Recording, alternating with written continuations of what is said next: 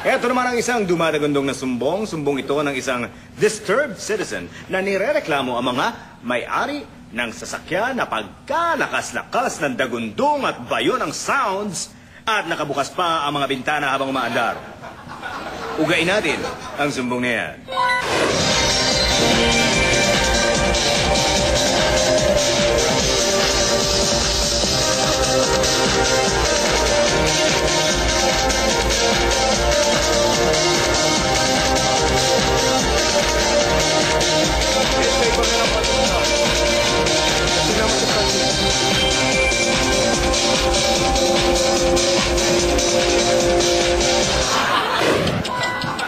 Napakalakas ng dating mo.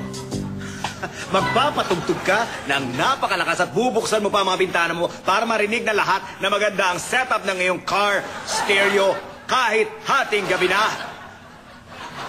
Kasama na kayo dyan ng mga nagmomotor kayo, mga bulahaw kayo at istorbo. And I hope you get this message loud and clear or else kukunin kayo mga subwoofer nyo at isasalpa ko sa inyong sumbong para doon mag-vibrate ng mag-vibrate at bumayo ng bumayo.